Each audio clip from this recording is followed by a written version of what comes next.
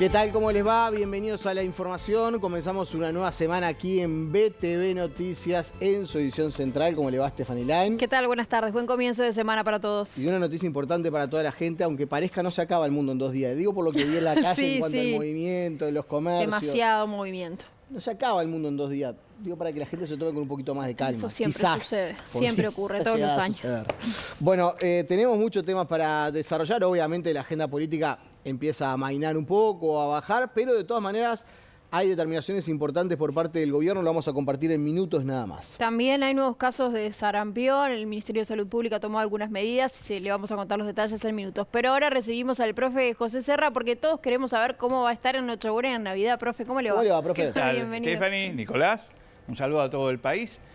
Esta pregunta hoy debe ser la 10.884.000. Imagino que sí. Pero la voy a responder. De acuerdo al análisis que vengo efectuando, este 24 y 25, si bien podemos tener alguna inestabilidad en la región norte y noreste del país, entiendo que aquí, al sur del Río Negro, no vamos a tener precipitaciones. Inestabilidad, sí. Precipitaciones, no. Me refiero a cielo cubierto, temperaturas entre los 30 grados la máxima y 18, 19 la mínima. Así que 24 y 25, aquí en la región sur del país, sin lluvias. En el noreste, este y sureste del país, puede ser que tengamos algunas precipitaciones al final del día 24. Profe, es factible. ¿No va a llover antes del 24 o sí va a llover en este arranque de semana, hoy de noche, mañana y el 24 despeja? Bueno, no me quería expresar sobre sí, vamos a tener algunas precipitaciones en esta noche, mañana podemos tener algunas precipitaciones, vamos a tener nieblas en el día de mañana, a la mañana, cuidado, y a la noche, algunas precipitaciones sobre todo en la mañana. Pero para ver un poquito cómo se nos va a presentar esta semana, ¿qué les parece si hablamos un poquito de la proyección que hacemos todos los lunes aquí? Hoy lunes, bueno, lo hemos visto. A esta hora tenemos alguna tormenta por Durazno, en la región central del país. Las temperaturas, poco cambio, 28 la máxima, 20 la mínima. Una jornada húmeda e inestable. ¿Por qué? Porque tenemos una masa de aire húmeda, cálida e inestable asociada a un sistema de bajas presiones. Martes, miércoles, nubosidad variable. El martes, vean ustedes que tenemos la probabilidad, como les decía, algún chaparrón aislado. El miércoles sin lluvia, generalmente. El día jueves sin lluvia, cielos nubosos, cubiertos. En cuanto a temperaturas, no hay que preocuparse durante toda la semana, pero sí, viernes, sábado, inestable, mayormente el sábado podemos tener algunas precipitaciones y el domingo vuelve a mejorar. Lamentablemente, el fenómeno de la Niña influye y, como habrán escuchado por ahí, una gran cantidad de corriente en la alta atmósfera de gran cantidad de vapor de agua, alto porcentaje de vapor de agua, está incidiendo en la región norte y noreste del país con precipitaciones. Y aquí nos da inestabilidad, algo que tenemos que estar monitoreando hora a hora. Gracias, profe. Gracias. Muy bien. Hay información destacada del panorama internacional de Lionel. Bienvenido. ¿Cómo están? El saludo para ustedes y para la gente en casa. A nivel internacional, lo más destacado a esta hora es la interceptación de 3 buques petroleros por parte de Estados Unidos en la costa de Venezuela. Bueno, otra de las formas de presión de Washington para tratar de sacar de poder al presidente de ese país, Nicolás Maduro. La pregunta es, ¿estamos cada vez más cerca de una posible guerra? ¿Qué chances tiene Nicolás Maduro de resistir en el poder ante un conflicto armado contra una fuerza como lo es Estados Unidos?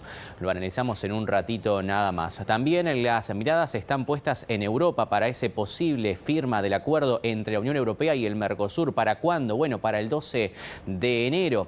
¿Qué es lo que sucederá?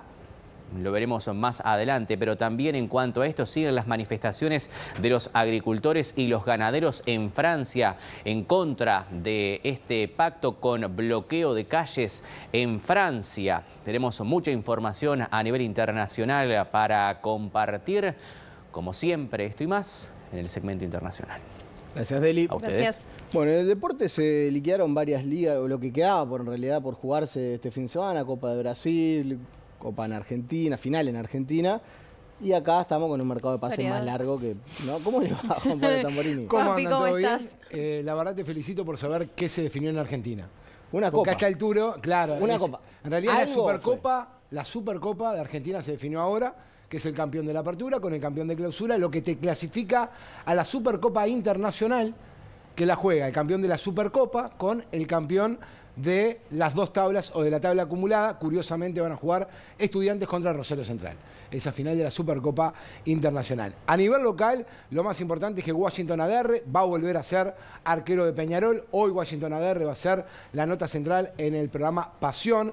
También lo importante que tiene que ver con que Nacional compró el pase de Millán. Esto no quiere decir que Julián Millán vaya a jugar en Nacional. Nacional sí invierte y hay que ver si lo vende o no. Coates va a jugar nuevamente en el conjunto tricolor. Vamos a hablar de lo que sucedió también en Brasil, en España, y vamos a hablar del triunfo de Aguada ante Nacional el pasado día sábado. Muchas gracias, es un placer. Si les parece, repasamos los titulares más destacados a esta hora. La ministra de Defensa, Sandra Lasso, anunció la suspensión del pago al astillero español Cardama hasta que haya una resolución judicial del caso. La justicia condenó a 9 militares por el asesinato de Vladimir Roslik durante la dictadura. Las penas son de entre 11 y 15 años por delitos de tortura y privación de libertad. El Ministerio de Salud Pública confirmó 3 casos nuevos de sarampión en Río Negro, de los cuales 2 personas afectadas son del personal de salud. El ministro de Educación, José Carlos Maía, presentó una serie de propuestas para la regulación del sistema de enseñanza terciaria privada. Bueno, comenzamos a desarrollar estas y otras noticias aquí en nuestra edición central. Como les decíamos en nuestros titulares, el gobierno decidió suspender el pago al astillero español Cardama hasta que haya una resolución judicial en torno a la denuncia presentada contra la empresa. La administración solo liberará recursos en caso de que se cumplan algunos hitos, como por ejemplo la instalación de los motores en la patrulla que se está construyendo. Ampliación de la denuncia hubo por parte de Presidencia, pero ustedes saben que trabajamos en conjunto. Hubo también una comunicación del empresario con la colocación de la segunda quilla y, bueno, de alguna manera pretendiendo que eso generara un pago. Nosotros no estamos dispuestos a dar un paso más en materia de pagos hasta tanto esto que está en un proceso judicial se resuelva. Entonces esa es la situación que tenemos al día de hoy. Nuestros inspectores están allá. Hay una segunda inspección por parte de Bureau Veritas, que es una calificadora de prestigio internacional, que lo que hace es apoyar lo que es el trabajo de los representantes del Estado, que son nuestros 2 funcionarios que están allá. Eso es por ahora lo que tenemos. Ojalá pronto podamos resolver, porque lo que no está en cuestión es que necesitamos esas herramientas, que mientras tanto seguimos trabajando para obtenerlas y que dentro de esas exploraciones que hacemos nos interesa también saber qué pasa en la región, ¿no? Por lo que hablábamos recién en el discurso, ¿no? Tenemos un contexto mundial complejo, una situación que si mirás Europa del Este, mirás otros lugares, son muy complejos. Qué mejor que eso lo podamos explorar en la región, también consolidando de alguna manera una soberanía que no solamente abarque a nuestro país, sino que de alguna manera también mire y le importe lo que le sucede a los vecinos. ¿El próximo pago Uruguay lo haría solo si se colocan los motores, que es lo que marca el contrato? Es que ahora está sí, eso es así, pero además está todo un poco en stand-by. Pasamos de que a partir de la conferencia de prensa se había parado todo a que estos últimos días hubo como una aceleración para la colocación de la quilla, que todos no sabemos, pero hemos analizado y nos hemos formado con quienes sí saben de esto, que la colocación de la quilla puede ser solamente presentarte una chapa. Y eso nosotros acá lo que no estamos dispuestos a ceder es la calidad del material que vamos a recibir, porque de la calidad depende la seguridad de nuestros efectivos. Bueno, y esta decisión fue criticada por el diputado del Partido Nacional, Pablo Audala. El legislador entiende que estamos frente a un proceso errático del actual gobierno.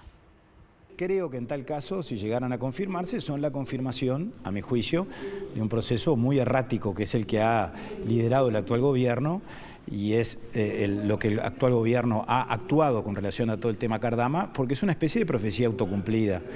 Un contrato principal, la construcción de las patrulleras, que se venía cumpliendo en tiempo y forma, al punto tal que las calificadoras internacionales, los certificadores contratados a ese fin habían certificado el cumplimiento de los hitos, y el propio gobierno del presidente Orsi y la ministra Lasso había pagado recientemente o hace algunos meses lo correspondiente a los hitos que se venían cumpliendo.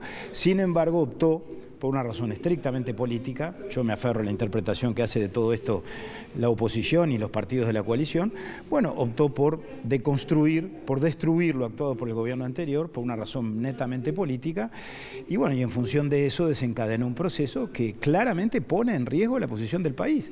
Pone en riesgo que nos quedemos sin las patrulleras y pone en riesgo de que el país quede expuesto a una reclamación internacional por parte de un proveedor, de un contratista, que en lo que respecta al contrato principal, lo que se ha sabido, y creo que ha quedado demostrado en la interpelación que realizó el exministro Javier García, el actual senador Javier García, quedó demostrado que efectivamente se venía cumpliendo.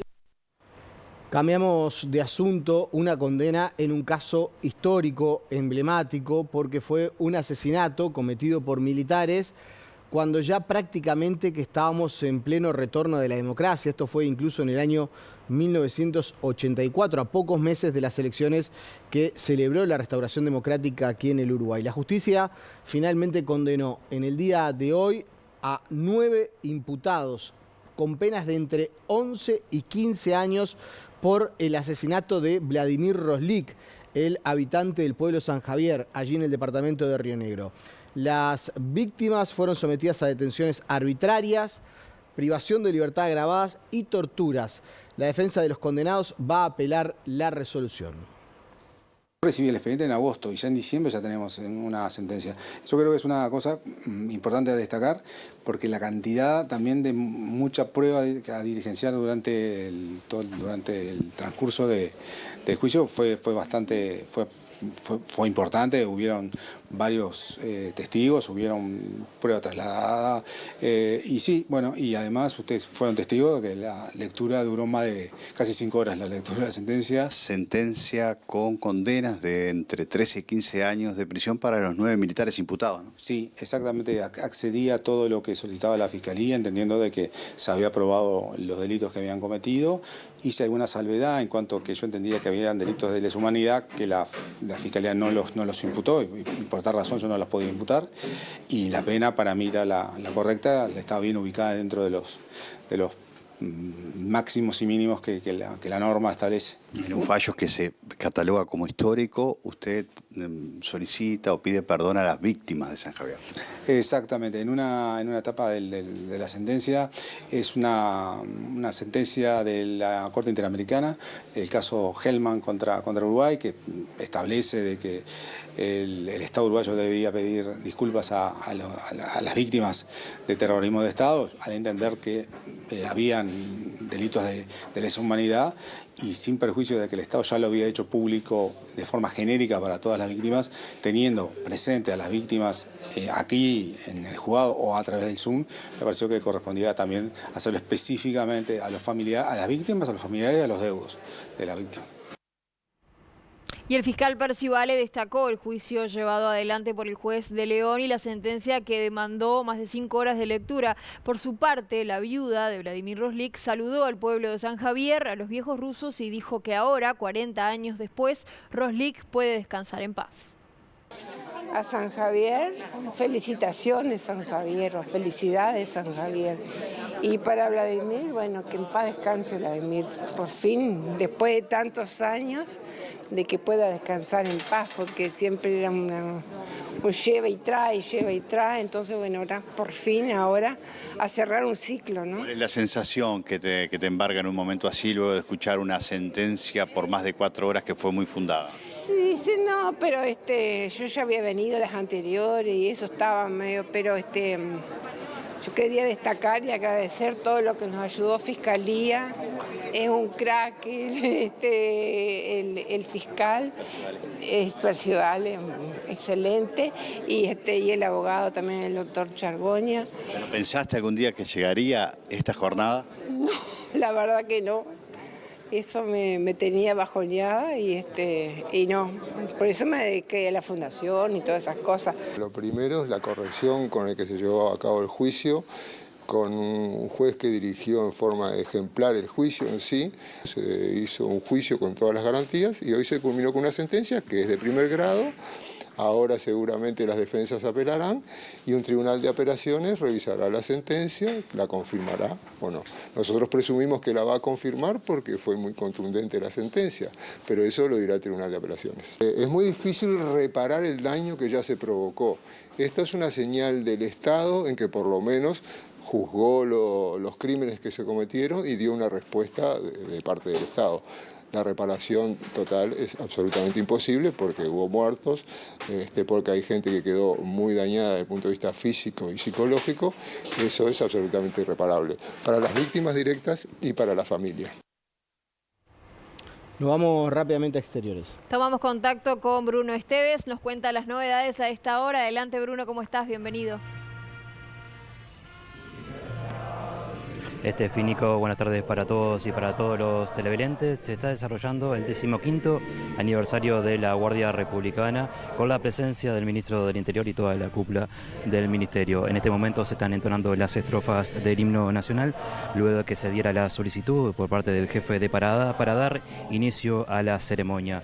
Luego se dará lectura al orden del día, la entrega de reconocimientos y la oratoria por parte de las autoridades. Se espera que el ministro Carlos Negro cierre este acto protocolar por el 15º aniversario de la Guardia Republicana. Una jornada cargada de muchas noticias en lo que refiere al ámbito policial. Recordemos que un niño de 2 años resultó baleado luego que 2 individuos atacaran a tiros a la vivienda donde se encontraba. Este episodio sucedió en el barrio Sayago. El menor fue trasladado en primera instancia al Círculo Católico y luego derivado al Hospital Pereira Rosell. Según la plataforma de infancia y adolescencia, a octubre de 2025, 43 infancias y adolescencias fueron heridos de bala. Por este tema y el Plan Nacional de Seguridad, el ministro del Interior, Carlos Negro, fue convocado a la comisión permanente que sesionará el próximo año.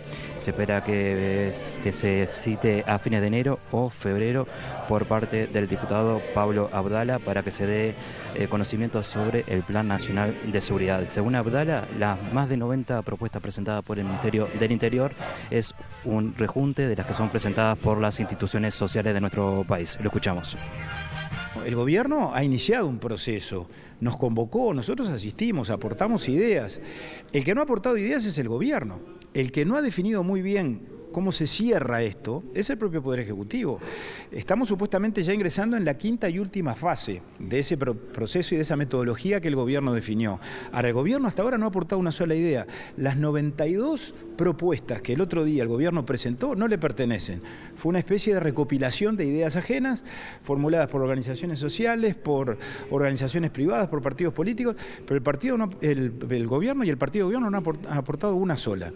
Veremos a partir de ahora si esto termina en un plan, termina en una propuesta más o menos vertebrada de un plan de seguridad en el mes de marzo. Nosotros ya adelantamos que en el receso parlamentario, lo dijimos cuando se constituyó la comisión permanente la semana pasada, vamos a invitar al ministro Negro a que comparezca. Supongo que ya estarán las cifras de delitos del observatorio correspondientes al año 2025 y con ese dato y al mismo tiempo en función de que estaremos ya en la culminación de todo este proceso de diálogo interpartidario, queremos que el ministro nos defina si efectivamente en marzo va a haber un planteo, va a haber una propuesta, conoceremos un bosquejo, aunque más no sea, de plan de seguridad, o si seguiremos en la misma nebulosa, por decirlo de alguna manera, o indefinición en la que hemos venido transitando durante todo este largo año de gobierno. Le agradecemos a Bruno por este aporte. Ahora cambiamos de asunto. Durante el fin de semana se desarrolló la cumbre del Mercosur de presidentes y cancilleres en Foz de Iguazú.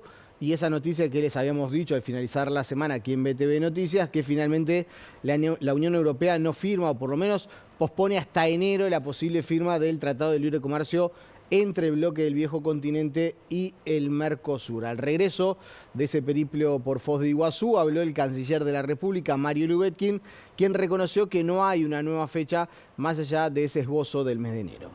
No podemos estar satisfechos con este Mercosur que expresa las líneas de juego de un escenario que ya no existe más. Por eso el presidente Orsi habló de la necesidad de modernizar el Mercosur, por eso el presidente Orsi habló de la necesidad de repotencializar el Mercosur pensando al futuro. Hay una actitud nuestra, la actitud nuestra fue, no vinieron. Entonces nuestro mensaje a Europa fue, amigos europeos, pónganse de acuerdo, cierren el acuerdo entre ustedes. En la fecha que sea. Infórmenos ahora a la presidencia paraguaya y después fijamos cuándo lo hacemos. Pero primero pónganse de acuerdo ustedes. Lo que no va a existir más es que fijemos una fecha y que movamos la cumbre del Mercosur de inicio de mes para el 20 de diciembre, para que era la fecha que ellos podían venir y no vinieron. Por lo tanto, no va a haber una segunda fecha hasta tanto ellos no tengan la lapicera lista para firmar. Es el sentido común. Una vez que se tenga, entre las autoridades de la Unión Europea y las autoridades del Mercosur, que hoy están representadas por los paraguayos, se fijará la fecha y firmaremos el acuerdo. Y el canciller Mario Lubetkin afirmó además que Uruguay no suscribió el comunicado crítico con Venezuela porque es necesario bajar las tensiones en el Caribe. El caso nuestro es porque para nosotros, a la luz de la realidad que hay hoy, no basta solo decir, como dijo el presidente Orsi, lo dijo en la reunión, de que Venezuela no está en un escenario democrático y que hay que ayudar, si podemos, para que se vaya hacia ese escenario democrático. Pero hoy eso no se puede desconectar con los niveles de tensiones del Caribe. O sea, nosotros no podemos decir, viva la democracia en Venezuela, y después entender que se nos incendia la región por un movimiento A, B o C. Para nosotros tiene que ser en su contexto. Por eso el discurso del presidente Orsi tiene dos frases. La primera es sobre el escenario de que nosotros queremos que vuelva la democracia a Venezuela, y el segundo es, ojo cómo se desarrolla la situación para que no se incendie América Latina. Hay que bajar las tensiones, es responsabilidad también de los latinoamericanos y caribeños de que algo que es un valor absoluto que tenemos actualmente y que todos somos conscientes, que esta es la única región en paz. América Latina y el Caribe es la única región que no tiene conflictos armados, se mantenga, que sea una región en paz y desnuclearizada. Hay riesgos. Lo que tenemos que evitar es que sea eso, porque no hay marcha atrás. Si llegamos a eso, no hay marcha atrás. Por lo tanto, lo que nosotros estamos diciendo es lo que vamos a repetir. Hay que bajar las tensiones en el Caribe y hay que trabajar para bajar las tensiones en el Caribe.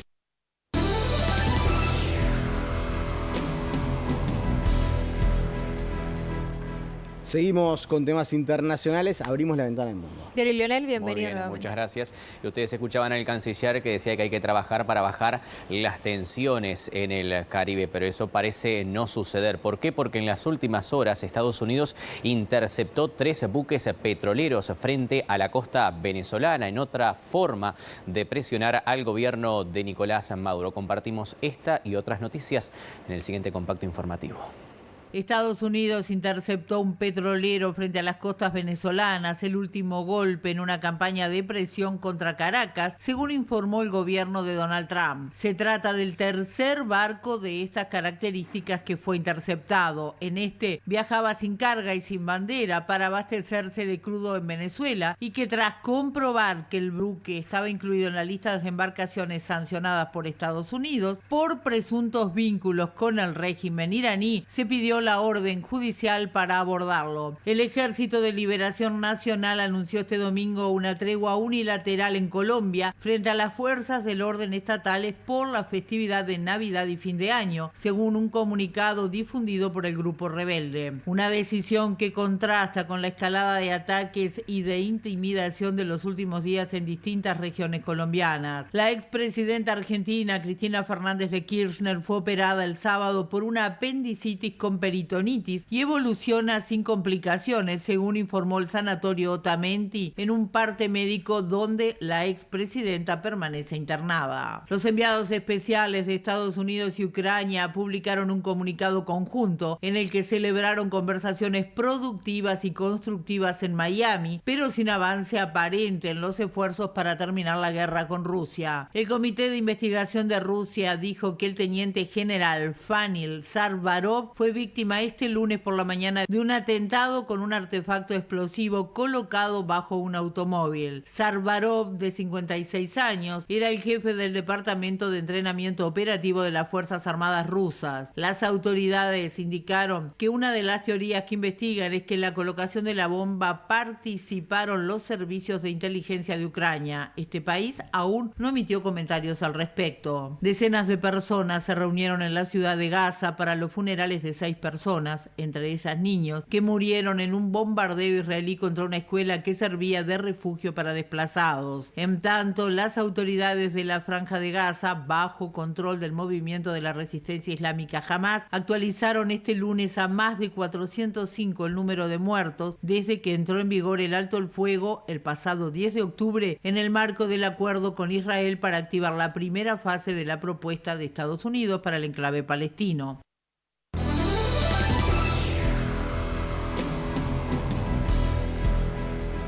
Vamos a quedarnos con la información de Venezuela y Estados Unidos y para eso vamos a recibir a esta hora a Claudio Fantini. Claudio, ¿cómo estás? Muy buenas tardes para ti. Hola Deli, muy buenas tardes, un gusto saludarte. Bueno, la interceptación de buques petroleros, otra de las formas de Estados Unidos de presionar a Nicolás Maduro y parece que una posible guerra está cada vez más cerca. ¿Existe hoy, Claudio, un mayor peligro de guerra a cuando comenzaron los hundimientos de las embarcaciones por parte de Washington? Yo creo que sí, creo que se puede afirmar que hoy el peligro de una guerra es mucho mayor de cuando comenzaron las acciones bélicas y las provocaciones de la flota desplegada por Estados Unidos frente a las costas venezolanas. ¿Por qué? Bueno, porque al principio había como una decisión del régimen de no responder de ningún modo a las provocaciones y a las acciones militares que ya estaba llevando a cabo la flota norteamericana desplegada en el Caribe. Por ejemplo, no respondió absolutamente a ninguno de los bombardeos aéreos que hizo sobre embarcaciones supuestamente pertenecientes al narcotráfico que fueron hundidas de a decenas en el océano.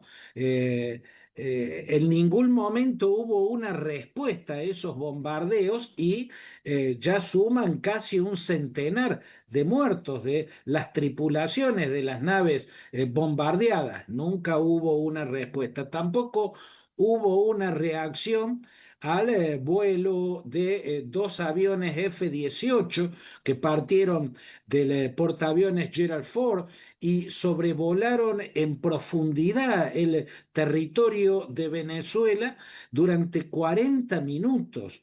Pasaron cerca de puntos claves como la ciudad de Maracaibo, que es la segunda más importante del país después de Caracas, la capital. Sobrevolaron en el estado de Falcón puntos claves donde está desplegada la defensa antiaérea, los misiles antiaéreos S-300 que recibieron de Rusia, también los sistemas antiaéreos Buk que recibieron de Rusia, los aviones Sukhoi que tienen de Rusia, no despegaron en escuadrón para empujar a las naves intrusas fuera del espacio aéreo venezolano y no hubo una sola batería antiaérea que abriera fuego contra esa intrusión, ¿no? Por lo tanto, ahí volvimos a ver la decisión del régimen de no provocar ningún choque directo entre fuerzas locales y fuerzas norteamericanas para evitar que ese choque, por mínimo que sea,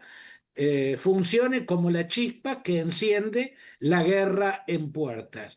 Bueno, a esta altura el peligro es mucho más grande porque la flota norteamericana empezó ya hace varios días con la intercepción de buques cisternas. Primero interceptó un buque cisterna gigantesco, llevaba prácticamente un lago de petróleo de PDVSA, y no hubo respuesta alguna por parte de las fuerzas navales venezolanas.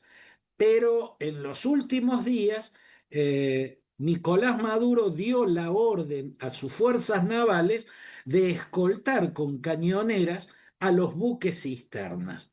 Por lo tanto, a partir de esa orden de Nicolás Maduro, y dado que lo estamos viendo, continúan las capturas y los decomisos, las incautaciones de buques cisternas con petróleo venezolano por parte de las naves norteamericanas, en cualquier momento, entre un buque de guerra norteamericano y las cañoneras que vayan escoltando un buque petrolero interceptado, eso va a ser la chispa que va a encender la guerra abierta, ¿no? Por lo tanto, creo, Leo, que efectivamente en estos últimos días, desde que Nicolás Maduro dio la orden a las fuerzas navales de escoltar los buques petroleros, y dado que Estados Unidos sigue abordando e incautando esos buques petroleros, la chispa que encienda la guerra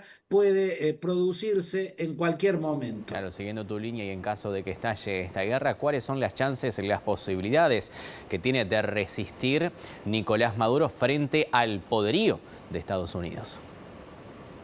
Bueno, yo creo, Deli, que ha tenido suficiente tiempo Nicolás Maduro para plantear no la forma de vencer en un choque directo, por lo menos en el inmediato plazo, a las fuerzas norteamericanas. La diferencia tecnológica y de poder de fuego es abrumadoramente favorable a los Estados Unidos, pero lo que ha tenido tiempo de organizar, y seguramente que lo hizo, son dos cosas. Por un lado, los aparatos de inteligencia que están conjurando complots, intrigas y conspiraciones todo el tiempo, porque la CIA lleva meses trabajando en su infiltración profunda dentro de Venezuela para generar fisuras en la estructura militar, y que de esas fisuras salgan intrigas, complots y conspiraciones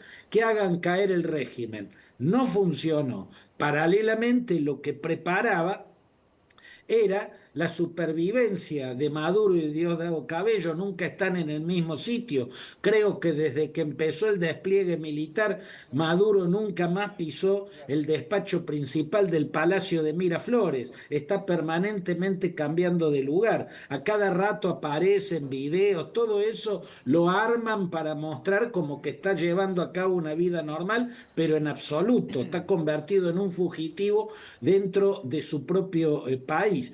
Y a las fuerzas militares las ha organizado de modo tal de que si se produce un desembarco, las fuerzas invasoras queden empantanadas en una guerra de baja intensidad. Esa es la apuesta de Maduro. Por un lado, ellos cuentan con las armas para dificultar las incursiones aéreas. Los sistemas S-300, misiles antiaéreos, los sistemas Buk, antiaéreos, y también los Eagle-S, que son misiles antiaéreos portátiles, ¿no? La copia, la versión rusa de lo que eran los Stinger norteamericanos o los Blue Pip, con las que se puede dificultar mucho el accionar de los helicópteros enemigos. De hecho, los Stinger le ganaron la guerra, o con los Stinger los mujahidines afganos le ganaron la guerra a los soviéticos porque derribaban helicópteros artillados como si fueran palomas. Lo que necesita Maduro es que estar bien protegido que no haya un bombardeo quirúrgico que lo mate a él o a las otras cabezas del régimen y obligar al desembarco. Si se produce el desembarco, bueno, el riesgo de empantanamiento siempre es grande y en una guerra asimétrica el tiempo va pasando y el que se desgasta más es el que encabeza un gobierno democrático y en este caso es el de Estados Unidos. Aunque Trump está trabajando para desmontar esa democracia, todavía está funcionando. Bueno, por lo pronto, horas decisivas entonces, Claudio. Te agradecemos por este contacto, por este análisis, ¿eh? Abrazo grande, Deli, un abrazo para todos. Que pases muy bien. Bueno, vamos a seguir hablando del panorama internacional, lo vamos a hacer con Europa y la mirada puesta en ese posible 12 de enero para la firma del acuerdo entre la Unión Europea y el Mercosur. ¿Pero por qué toma relevancia? Bueno, porque agricultores y ganaderos franceses mantuvieron hoy bloqueo de la autopista que conecta varios lugares, Bayona, por ejemplo. La medida no es solo por el rechazo al acuerdo comercial entre la Unión Europea y el Mercosur, sino también por la gestión de la epidemia de dermatosis nodular contagiosa y las políticas agrícolas. El corte de la A64 es la gran excepción entre las movilizaciones del sector agrario, ya que en el resto del país, incluido el suroeste, la zona más afectada, ha ido viendo desaparecer los bloqueos desde que el viernes el gobierno francés le pidió a los sindicatos hacer una tregua navideña, aunque no todos los sindicatos se mostraron igual de dispuestos a instar a los agricultores a respetar esa petición. La situación experimentó una mejora significativa ya este sábado, cuando se registraron poco más de medio centenar de bloqueos, y este domingo el número fue de una sola decena. Bueno, hasta aquí el repaso de las noticias más destacadas a nivel internacional a esta hora, Nico y Estefi. Gracias, Deli. A ustedes, que pasen bien. Hacemos la primera pausa. Pausa y enseguida venimos con mucho más.